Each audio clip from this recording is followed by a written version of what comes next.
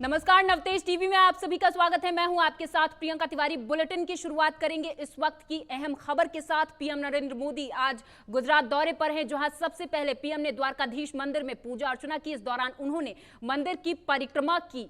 प्रधानमंत्री मोदी ने अरब सागर में बेट द्वारकाद्वीप को मुख्य भूमि ओखा से जोड़ने वाले देश के सबसे लंबे केबल आधारित पुल सुदर्शन सेतु का गुजरात की देवभूमि द्वारका जिले में उद्घाटन किया है। अद्वितीय डिजाइन से बने इस सेतु के दोनों ओर श्रीमद् भगवत गीता के श्लोकों और भगवान कृष्ण की छवियों से सुसज्जित एक पैदल पथ है। पीएम आज गुजरात के दौरे पर 50,000 करोड़ की विकास परियोजनाओं का लोकार्पण और शिलान्यास भी करने वाले हैं।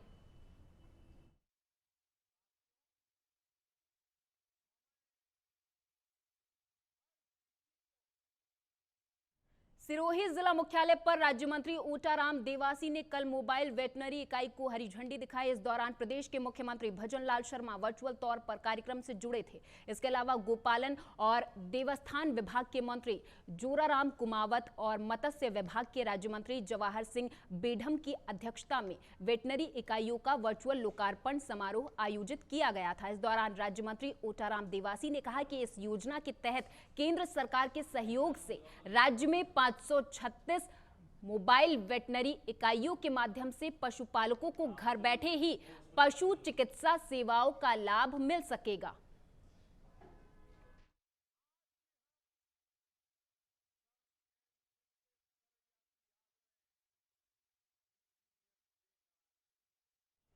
लोकसभा चुनाव के लिए बीजेपी ने तैयारी तेज कर दी है, जिसके चलते सिरोही में कार्यकर्ता संवाद बैठक का आयोजन किया गया था, जिसमें लोकसभा प्रभारी और राज्य मंत्री के विश्नोई मौजूद रहे। इस दौरान उन्होंने कार्यकर्ताओं को आगामी लोकसभा चुनाव के लिए तैयार रहने के निर्देश दिए। उन्होंने पार्टी कार्यकर्ताओं को जालौर सिरोही लोकसभा क्षेत्र में भारी बहुमत से बीजेपी को विजयी बनाने की बात कही। उन्होंने कहा कि प्रधानमंत्री मोदी के नेतृत्व में अब की बार बीजेपी 400 पार के संकल्प को पूरा करने जा रही है।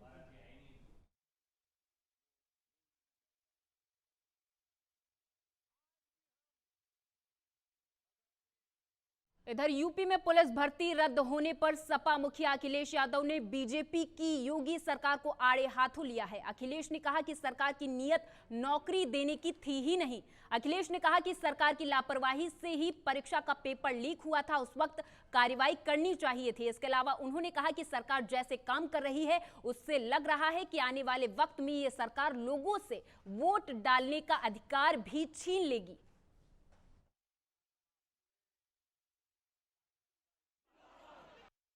सरकार की नीयत नहीं थी नौकरी देने की, और सरकार अगर चाहती होती नौकरी देने की, सरकार की अगर नीयत साफ होती तो जिस समय पहला पेपर लीक हुआ था उसी समय सरकार सख्ती से कार्रवाई करती और उसका परिणाम ये होता कि किसी भी परीक्षा का पेपर लीक नहीं होता।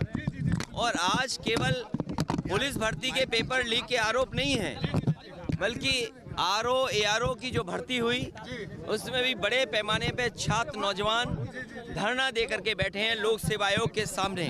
वो अपना पर्चा कैंसिल कराना चाहते हैं, री एग्जाम कराना चाहते हैं। आप सोचिए, सरकार जो दावा कर रही थी कि परीक्षा बिल्कुल सुरक्षित होगी, ये देखिए सुरक्षा का पोल खुल गया और सरकार अपनी खुद स्वीकार कर रही है कि उनकी नाकामी। राजस्थान के सीएम भजनलाल शर्मा 28 फरवरी को खेतड़ी जा सकते हैं। उनके संभावित दौरे को लेकर एडीएम, एसडीएम, डीएसपी, सीआई सहित अन्य अधिकारियों ने केसीसी नेहरू मैदान का निरीक्षण किया। उनके दौरे को लेकर विधायक धर्मपाल गुर्जर ने एडीएम अनिल सहित अन्य अधिकारियों के साथ चर्चा भी की है।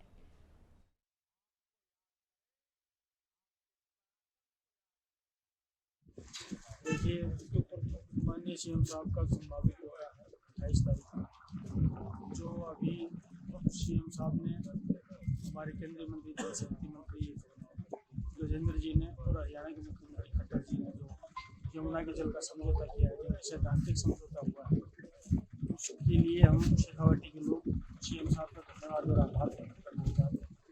उनके अभिनंदन के तौर पर हमने ये सभा आज उसी सभा की जायजा लेने के लिए हमारे टीम थाना के एडीएम साहब आए, एसडीएम साहब हैं, डिप्टी साहब हैं, सभी प्रशासनिक अधिकारी पुलिस के।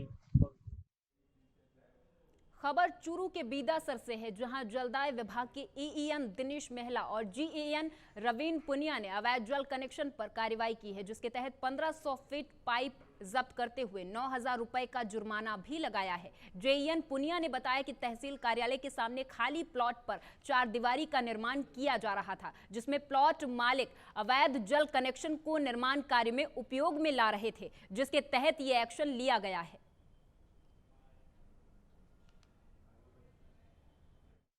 आज बीदासर शहर में औचक निरीक्षण अवैध कनेक्शन कोई अभियान हमारा चलाया जा रहा है। विभाग से आदेश अनुसार यहाँ पर आज एक अवैध कनेक्शन जिसमें लगभग 1500 फुट के आसपास पाइप जब्त किया गया है। ये निर्माण कार्य चल रहा है।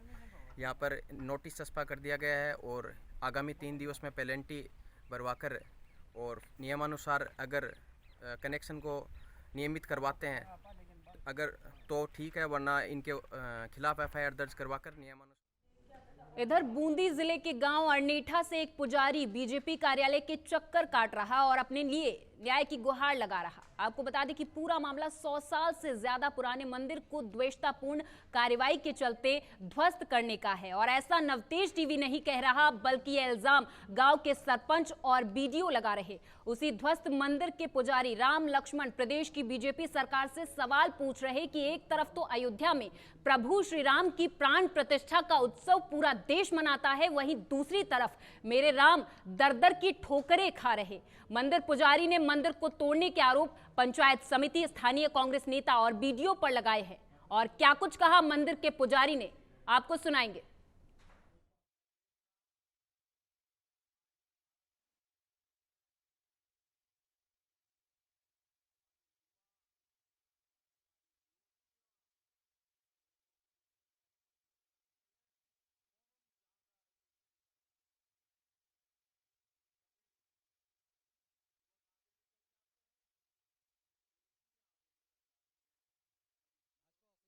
बाहर हम इस समय खड़े हैं और आपको बता दें कि भाजपा ऑफिस के सामने न सिर्फ नेता और कई लोग यहां पर आते हैं, बल्कि वो लोग भी आते हैं जिनको सरकार से अपनी कोई बात पहुंचवानी होती है। कई दुखी पीड़ित लोग भी यहां पर आते हैं। ऐसे ही एक व्यक्ति हमारे साथ यहाँ मौजूद हैं, बूंदी से आए हैं, इन्हीं से जानेंगे। राम लक्ष्मण इनका नाम है। भाई साहब, बूंदी से आप आए हो, क्या पूरा मामला है, शॉर्ट में एक बार आप बताओ। जी सर, मेरा बूंदी जिले के अंदर ग्राम पंचायत आंतदा पड़ती है। आंतदा से जुड़ा हुआ अरनेटा गांव है। अरनेटा गांव में मेरा करीब 125 वर्ष ऊपर से पुराना मंदिर है जो खंडर हो गया था। उसका जीर्णोद्वार मैं करवा रहा हूं और उसका मालिकाना अधिकार भी रखता हूं करवाने का। उक्त मंदिर को तोड़ने के लिए ग्राम पंचायत आंतदा है जो पूर्ण रूप से आमादा थी। इसके लिए मैंने कलेक्टर साहब को भी शिकायत दी, उपखंड अधिकारी को भी शिकायत दी कि ऐसे द्वेषतावश ये मंदिर को तोड़ना चाह रहे हैं। उसमें जो कांग्रेस पार्टी के प्रवक्ता है हेमराज नागर, उनका पूरा हाथ है तुड़वाने में। तो मतलब मैंने सबसे शिकायत कर दी, फिर भी मेरे मंदिर को तोड़ दिया गया। करीब 1 से 1.5 लाख रुपए का मेरा नुकसान हुआ है। अब मैं तो सरकार से ये चाहता हूँ कि या तो मेरे को मेरा नुकसान की भरपाई करवाए और मैं भगवान श्री राम की पादुक लेके आया हूँ। इनको मैं ग्राम पंचायत में जाके रखूं या फिर मेरे को मंदिर बनाने की परमिशन मिलेगा। मैं इस भगवान का करूं क्या, कहाँ लेके जाऊं मैं मेरे राम को? हाँ, एक तो भाजपा सरकार जो है माननीय प्रधानमंत्री महोदय, वह अयोध्या में श्री राम भगवान का विराजमान करवा रहे हैं और मेरे राम दर दर की ठोकरें खा रहे हैं। तो मतलब क्या उस राम मेरे इस राम में फ़र्क है क्या? मेरे को तो न्याय ये चाहिए कि या तो मुझे मंदिर बनाने की परमिशन दी जाए और जो 1 लाख 1.5 लाख रुपये का मेरा ग्राम पंचायत आंतदा ने नुकसान किया है, उसमें नवीन कुमार जैन है सहायक सचिव और बीडीओ है राजेंद्र कुमार जैन। इन्होंने मेरा जो नुकसान किया है द्वेषतावश चल के उस नुकसान की भरपाई। अब बीच में मैं आपको टोकूंगा। आप जिन भी सरकारी अधिकारी का और सरपंच का आप नाम ले रहे हैं, तो आपके पास ऐसा क्या कुछ प्रूफ है जो, क्योंकि आप कह रहे हैं कि द्वेषतापूर्ण ये कार्रवाई हुई है, तो क्या वजह है इसकी? सर वजह तो ये है कि मैं भी एक छोटे से चैनल से पत्रकार हूँ और निष्पक्ष पत्रकारिता करता हूँ, क्योंकि ब्राह्मण हूँ, सत्य बोलना जानता हूँ और सत्य के चलते ही निष्पक्ष पत्रकारिता करता हूँ और ग्राम पंचायत से कभी दबा नहीं हूँ। बस इसी के चलते मेरे को दबाने के लिए मेरे पुश्तैनी मंदिर निर्माण को तोड़ा जा रहा है। तो आपकी आजीविका का क्या साधन है? आजीविका का साधन तो सर मेरा तो पंडिताई है और थोड़ा बहुत मैं पत्रकारिता से भी मेरा जो भी मिलता है वो मैं कर लेता हूँ। और दूसरा सर, ग्राम पंचायत आंतदा के अंदर मतलब इतना जंगल राज हो रखा है कि जहाँ चाह रहे हैं ना वहाँ सरपंच सचिव जो है, सचिव मतलब 15,000 रुपये पट्टे जारी करने के लिए मांगता है। गांव संघ अभियान कैंप लगा था 2021 के अंदर, उसके अंदर मैंने खुद ने मेरे पुश्तैनी मकान के पट्टे के लिए फाइल जमा करवा रखी है। 15,000 रुपये की डिमांड है, आज दिन तक नहीं बनाया गया। है ना। और जो सरकारी रास्ते हैं, सार्वजनिक रास्ते, उन पे प्लाट का मकान बनवा के और उनको जो है पट्टे जारी किए जा रहे हैं। ये ग्राम पंचायत की कार्यस्थानी है। ऐसे ही एक किशन गोपाल खाती था, जो मतलब जनरल कास्ट के लोग हैं, उनके साथ में बहुसंख्यक समुदाय के लोग मिलकर के वो ग्राम पंचायत के साथ में और अन्याय कर रहे हैं। चलिए, तो खैर और बात है, लेकिन जिस प्रकार से आपने सुना, राम लक्ष्मण जी हैं, बूंदी से आते हैं और अरनेठा के अंदर इनकी जो ग्राम पंचायत है वहाँ पर इनका पुश्तैनी मंदिर था। 100 साल पुराना, 100 साल से भी ज़्यादा पुराना ये बता रहे हैं। और इनके जो पुराने जो लोग थे, इनके दादा परदादा, उनको ये मंदिर प्राप्त हुआ था। और इनका साफ तौर पर ये कहना है कि ये अपने खर्चे से, जो भी इनका मंदिर से जो भी आमदनी होती है, भेंट जो आती है, उससे ये मंदिर का जीर्णोद्धार करवा रहे थे। लेकिन द्वेषतापूर्ण कार्रवाई करके उस मंदिर को तोड़ दिया गया। हालांकि नवतेज टीवी इस चीज़ की पुष्टि नहीं करता है। ये राम लक्ष्मण जी के शब्द हैं कि ग्राम पंचायत में जो सरपंच हैं, बीडीओ जो हैं, उनके ऊपर ये आरोप लगा रहे हैं और सरकार से ये चाहते हैं कि जिस प्रकार से प्रधानमंत्री नरेंद्र मोदी ने अयोध्या के अंदर राम मंदिर की प्राण प्रतिष्ठा करवाई, प्रभु श्री राम को वहाँ पर बसाया, तो ये भी आज अपने राम के उन प्रतीकों को अपने एक छोटे से बैग में लेकर दर दर की ठोकरें खा रहे हैं। सरकार से इनकी यही गुहार है कि जो भी न्यायोचित कार्रवाई हो वो की जाए और इनको वापस इनके मंदिर में, इनके जो राम हैं जिनको ये लेके घूम रहे हैं, उन्हें वापस स्थापित किया जाए। सहयोगी कैमरामैन कुलदीप के साथ उमंग माथुर, नवतेज टीवी, जयपुर।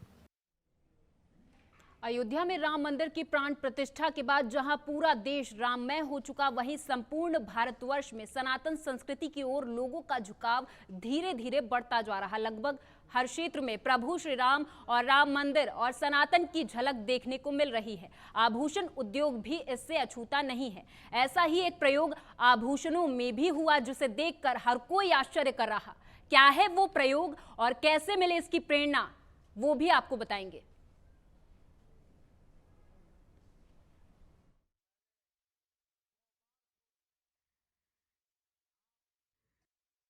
अभी तक जितनी भी पुरानी ज्वेलरी हम देखते थे, वो सब कहीं ना कहीं किसी न किसी तरीके से इंस्पायर्ड हुआ करती थी मुग़ल एरा से। तो मैं 25-30 साल हो गए मेरे को भी बिज़नेस में आए हुए, तो मैं हमेशा ये देखता था कहीं ना कहीं पुराना मुग़लों का उसमें इफ़ेक्ट कहीं ना कहीं आ रहा था। तो अब जब राम मंदिर आया है तो मेरे को सब जगह देखा मैंने, उसमें इतनी आर्ट्स दिखी क्योंकि आज पिलर से देखो, फ्लोरिंग देखो, सीलिंग देखो, मंदिर में हर जगह कहीं ना कहीं इतनी आर्ट है कि आप देखते ही जाओ। तो मैं वहीं से इंस्पायर होकर मैंने कहा क्यों ना अब हम राम मंदिर से इंस्पायर होकर ज्वेलरी बनाएं और अपनी हिंदू धर्म को वापस से देखते हुए। टेंपल ज्वेलरी काफ़ी फेमस है लोगों में, तो why not create this kind of jewellery which can be worn by every women of all ages can be. देखिए, ये राम मंदिर के गर्भगृह में दीवारों पे कार्विंग करी गई है और उसी से इंस्पायर होके हमने एग्जैक्टली उसको ईयरिंग पे कन्वर्ट करा है। बाहर की तरफ जो सीलिंग पे नक्काशियाँ करी गई हैं उसमें स्क्वायर और ये ऐसे राउंड्स भी हैं, तो हमने उनकी कार्विंग्स को लेके हमने ये ईयरिंग्स को, रिंग्स को, पेंडेंट्स को क्रिएट करा है। भगवान के गर्भगृह का जो डोर है, गोल्ड का डोर है, उस डोर पे शील्ड बनी हुई है, तो हमने ये ईयरिंग पूरी एकदम उनकी शील्ड की तरह बनाई गई है। फ्लावर्स का रूप कई जगह हुआ है, वहाँ पे हमने फ्लावर्स का लिया है, कहीं पे लंबे कलश का है, कमल का है, इसमें हमने कमल का रूप दिया है ईयरिंग में। हिंदू सनातन संस्कृति से मैं इंस्पायर्ड काफ़ी हूँ, तो मैं कहीं ना कहीं कोशिश करता रहता हूँ कुछ ना कुछ कि हम इसको ट्रेडिशनल और मॉडर्न को मिक्सचर करें, क्योंकि आज विमेन को सबको चाहिए पहनने के लिए ज्वेलरी, ईयरिंग चाहिए, यंगस्टर्स भी पहनते हैं, तो कहीं ना कुछ हम मॉडर्नाइजेशन भी आए और अपनी पुरानी संस्कृति को भी हम इसमें इनकॉर्पोरेट कर सकें, जो कि अपनी जनरेशन्स आज मदर पहन रही है तो बाद में वो अपने 20 साल बाद अपनी बच्ची को भी दे सके, उस टाइप की ज्वेलरी हम क्रिएट करने की कोशिश कर रहे हैं। राजस्थान पुलिस मुख्यालय के एंटी गैंगस्टर टास्क फोर्स ने केमिकल के अवैध कारोबार का भंडाफोड़ किया है। हाईवे पर सीएनजी और पेट्रोल पंप के बीच नवलपुरा मोड़ के पास गोदाम में टैंकरों से ज्वलनशील केमिकल चुराया जा रहा था, जिसमें 30,000 लीटर केमिकल से भरा टैंकर 28 ड्रमों में 6,000 लीटर केमिकल, चोरी में प्रयोग हो रहे उपकरण सहित 1,25,000 नगद बरामद किए गए हैं। मनोहरपुर थाना प्रभारी राजेंद्र कुमार और एंटी गैंगस्टर टास्क फोर्स के एएसआई बनवारी लाल शर्मा के नेतृत्व में इस कार्रवाई को अंजाम दिया गया है।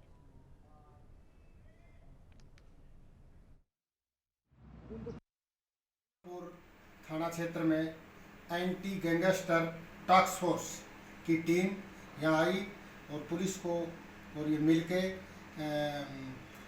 अपने केमिकल तेल का टैंकर को पकड़ा, जिसमें काफ़ी ड्रम और ये पकड़े, जिसमें 3 आरोपियों को गिरफ्तार किया है, जिससे पूछताछ जारी है और अन्य खुलासा होने की संभावना। तो ये कहाँ पे ये गोरखधंधा चल रहा था? क्या अवैध रूप से उतारा जा रहा था ये?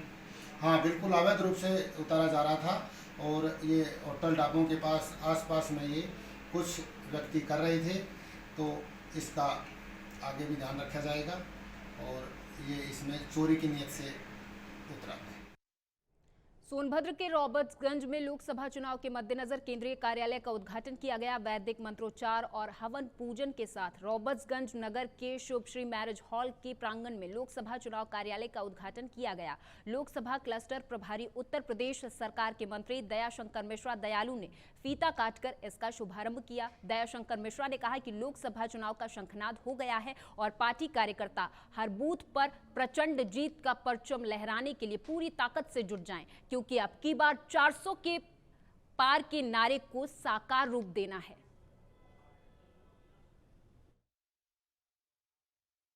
देश के सारे नेता, हमारे देश के यशस्वी प्रधानमंत्री माननीय नरेंद्र मोदी जी ने कहा, प्रश्न पूछा सारे लोगों से कि क्या किसी लोकसभा में प्रत्याशी घोषित हुआ, तो किसी ने कहा कि नहीं। उन्होंने कहा कि नहीं, हो चुका है। कमल हमारा प्रत्याशी है और पार्टी की जो रणनीति है चुनाव को लेके, हमारी सारी संगठन की तैयारियां हो चुकी हैं। प्रत्येक लोकसभा का अपना एक कार्यालय हम लोग का खुलना था। उसी कड़ी में आज सोनभद्र में रॉबर्ट्सगंज में आज हमारा ये कार्यालय खुला। शकुन द्वारा आयोजित रॉयल ज्वेलरी शो का दूसरा संस्करण 23, 24, 25 फरवरी बीएम बिड़ला ऑडिटोरियम में चल रहा है। सर्वश्रेष्ठ ज्वेलर्स, सर्वश्रेष्ठ डिजाइन का ये बड़ा शो है। शकुन ग्रुप के एमडी गोकुल दास माहेश्वरी ने बताया कि शकुन ग्रुप की ओर से बिड़ला ऑडिटोरियम में 3 दिवसीय रॉयल ज्वेलरी शो में लोगों का उत्साह बढ़ता जा रहा, जिसके चलते जयपुर वासियों सहित बाहर के लोगों की भी भीड़ इसमें नजर आई है। वहीं शनिवार को माहेश्वरी समाज के पदाधिकारियों सहित गणमान्य लोगों ने प्रदर्शनी का अवलोकन कर प्रशंसा भी की है।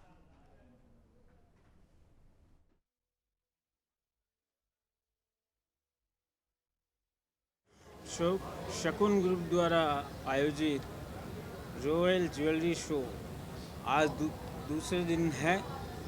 बहुत ही शानदार शो है। सब लोग देखेंगे, कई नई डिज़ाइंस हैं, मल्टीपल काफ़ी ऐसे डिज़ाइंस आए हैं जो कि बहुत ही मार्केट में देखने को नहीं मिले। इस तरह के काफ़ी डिज़ाइंस आए हैं।